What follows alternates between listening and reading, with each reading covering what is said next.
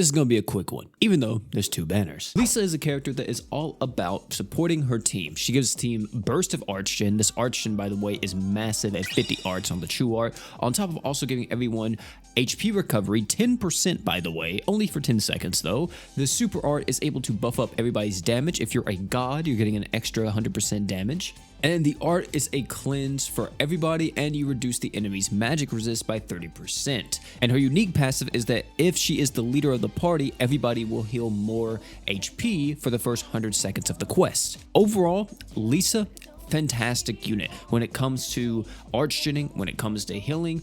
Really good stuff here. The damage buff too is relatively okay, but it's very low. It lasts for quite a while at 30 seconds, but it's only at maximum effectiveness, 200% damage up.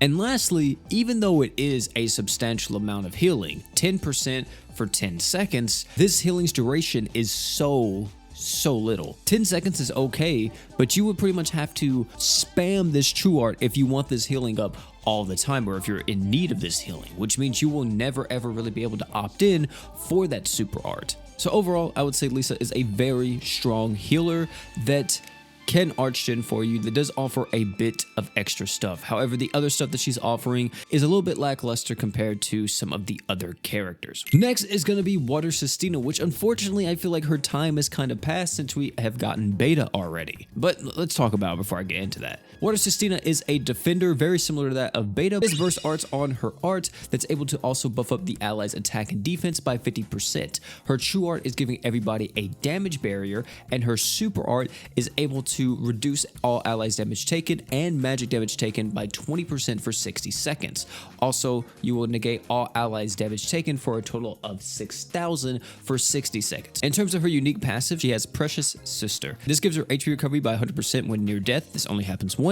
And you also get 20% damage taken down for 10 seconds when near death, which only happens once. This is very strange that she only gets it for like a split second. And also another thing is that a damage mitigation and taunt tank hybrid character, which is a little weird. It's just a tiny bit weird, which in reality means that this character is kind of like not good at either. There are situations where you could definitely get a lot of use out of her. Like if you combined her with Shiro, their damage mitigation will stack with each other. You now have 70% DR because you're fighting a magic damage boss. You're getting the full effect of Christina's super art. Another thing to mention too is that if you play her more as the taunt tank with her true art, she's actually substantially weaker. I personally would much rather have this character just be all the time on the super art, using her defense equips for more like magic damage res or just any other kind of damage mitigation, then go into that true art and the possibility of her dying, because I don't think she's gonna be able to tank like that. So all in all, Christina is a character we've gotten a little bit too late.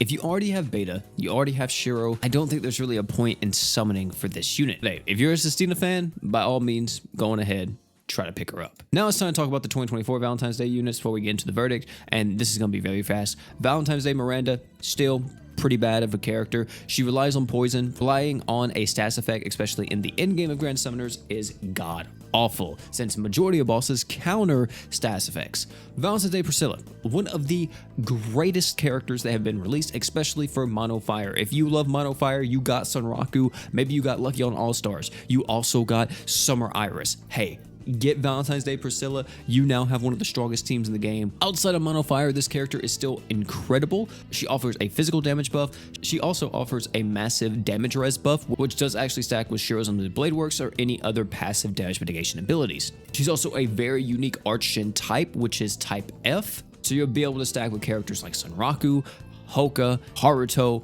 BF Emperor, doesn't matter. She stacks with pretty much everybody apart from another type F archer. So now moving on to the verdict of these two banners. Should you summon or should you not? Let's do the Valentine's 2025 banner first. If you are brand new to the game, here's what I'll tell you. If you got someone like Arthur from your Shangri-La summons or your reroll, then I would actually summon for Lisa specifically. The reason why is because Arthur is a type F archgener. That means that the other archgener that we have on the other banner, which is Valentine's Day Priscilla, won't be able to work with your Arthur. So we don't really need to worry about those two. But a character that will work with literally everybody, it doesn't matter what archgen type you have, is this Lisa, which is a huge benefit of this character being a burst Archgener. And if you manage to pick up Christina at the same time, this character will definitely help you out. She can be a pseudo taunt tank, and she does offer pretty good damage mitigation buffs that you can make use of, at least for most of the mid game. Once you get to end game, it may get a bit more difficult, but she will definitely be able to help you out when it comes to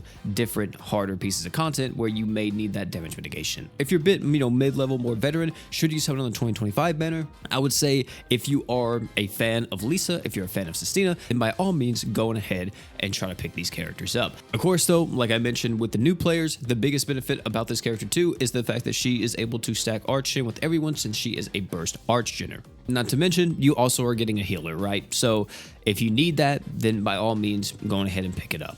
Christina, if you got beta, don't worry about it. Literally, don't even look at this character because you don't need her at all. There's not a case where I would take Christina over beta. There's just not a world where I would do that. Now for the 2024 banner, if you are brand new to the game and you managed to get Sunraku from your initial Shangri-La summons and you didn't pick up Arthur, this is the banner that you should be summoning on.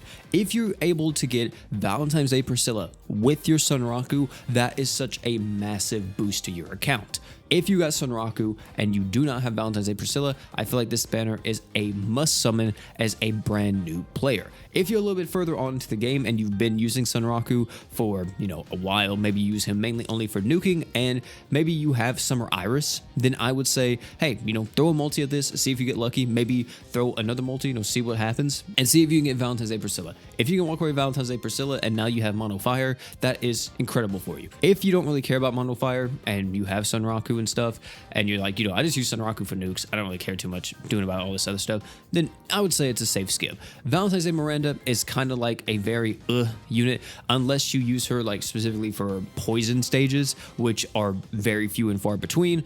You won't really get too much benefit from that character. The main prize here, of course, is Valentine's Day Priscilla. New players, this is a huge must summon for you if you are in those respective situations, and for most of the veteran players, I say this is a very safe skip, and we can save till Tensura or whatever other character you may be waiting on. But hey, that's gonna be it for this one, man. Thank you all for coming out. Tell me down below, you guys gonna be summoning or are you gonna be skipping? Me, myself, I might throw a multi at it, just see what happens. They're brand new characters, might as well, especially on the Valentine's Day Priscilla banner, might just throw a multi, see if I can pick her up. But overall, these two banners, I'm not really needing them too much. Sure, they may help me clear the mono floors a little bit more, but hey, you know what? I'll just wait for them to return on like a random banner in the future and maybe try to pick them up then. Thank you all for coming out. It's been your boy P, and last but not least, you guys already know, don't forget to drink water.